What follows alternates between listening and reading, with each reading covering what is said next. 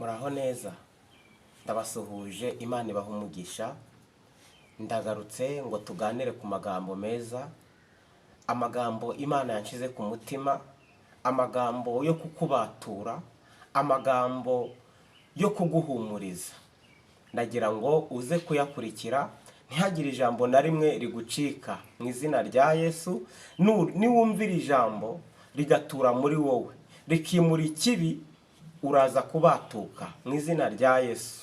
Hari igihe uba ufite amasezerano ukabona amasezerano atari gusohora, ariko ngiye kuguhishurira ibanga ry'icyo wakora kugira ngo uzaronke imigisha iturutse mu gihugu cyo mu ijuru. Reka dusenge Imana. Uri data wa twese mwiza, urahambaye, uri umukozi w'umuhanga. Aka kanya ni wowe umpaye iri jambo ngo ndigeze ku bwoko bwawe. Iri jambo abantu bagiye kumva, ndakwinginze kugira ngo rigire ahantu ribakura kandi rigire n'ahandi ribageza, ribakomeze muri uru rugendo, kubera ko iyi nzira iraruhije kandi inzira iruhije umugenzi.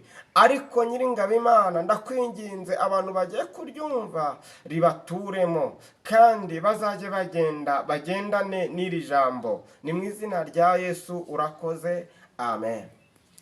Reka dusome mu izina rya Yesu, hanyuma Imana ize kubana natwe. Ni ijambo riri muri Yohana ibice 15. Turahera ku murongo wa 4. Murongo wa 4 haravuze ngo mugume muri nge nanjye ngume muri mwe, nk'uko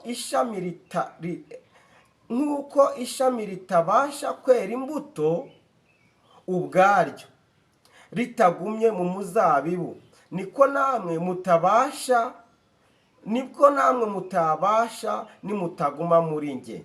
5 haravuze ngo ni nge muzabibu namwe muri amashami, uguma muri nge nanjye nkaguma muri we, uwo ni we wera imbuto nyinshi, kuko ari ntacyo mubasha gukora mutamfite. 6 haratubwiye ngo umuntu utaguma muri nge ajugunywa hanze nk'ishami ryumye, maze bakayateranya bakayajugunya mu muriro agashya.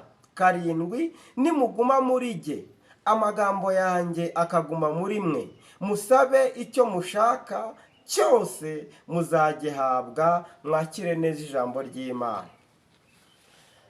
Iri jambo ry'Imana natubwiye ngo iri jambo ry'Imana ni Yesu uri kuvugana nawe. Yesu arakubwiye ngo nuguma muri we, amagambo ye yakubwiye akaguma muri wowe, usaba icyo ushaka cyose uragihabwa.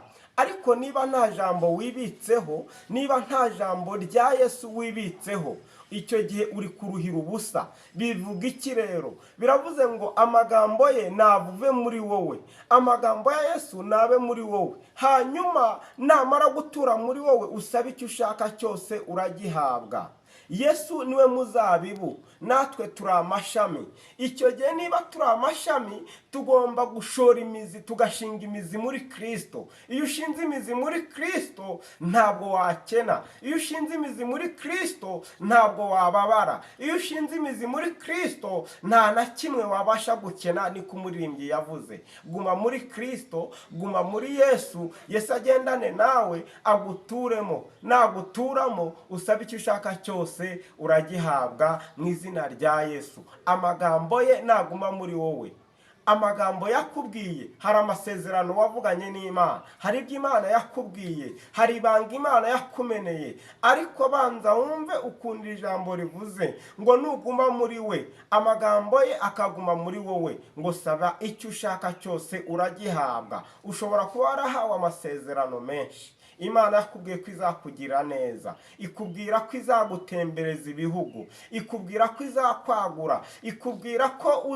uzagaburira amahanga, ikubwira ko mbese ufite amasezerano menshi. ariko banza wumve ibyo ngibyo nubwo Imana yabikubwiye bisaba ngo nawe ukiranuke, bisaba ngo nawe wisuzume mu mutima. Numara kwisuzuma mu mutima ukabona ko uri umunyantege nkeya, ugasaba Kristo agatura muri wowe, icyo gihe uzasaba icyo ushaka cyose uzagihabwa mu izina rya Yesu Kristo. Dufite amasezerano menshi, dufite ibyo twabwiwe, ariko ijambo ry'Imana riratubwiye ngo nituguma muri we nawe akaguma muri twe, dusaba icyo dushaka. Guma muri Kristo. Niba wari ugiye kubivamo, ongera usabe imbaraga, wongera ugume muri Kristo. Kristo azabana nawe kandi Kristo azagufasha mu byo ukena byose, Yesu azabiguha. Murakoze cyane, murakoze. Hanyuma reka dusenge Imana kugira ngo iri jambo rikomeze riture muri twebwe, ribe muri twe, kubera ko ijambo riratubwiye ngo nituguma muri we, amagambo yatubwiye akaguma muri twebwe, ngo dusabe icyo dushaka turagihabwa. Haguruka dusenga n'Imana niba amagambo ya Kristo ari muri wowe. Haguruka dusenga n'Imana. Wowe urwaye, haguruka dusenga n'Imana. Wowe ufite ikibazo cy'ubushomeri, haguruka dusenga n'Imana. Wowe ufite ibibazo urwaje umwana, haguruka dusenga n'Imana. Wowe wumva wanamutse wacitse intege, haguruka dusenga n'Imana. Reka dusenga n'Imana, hanyuma Imana yururuke igushigikire, ibane nawe.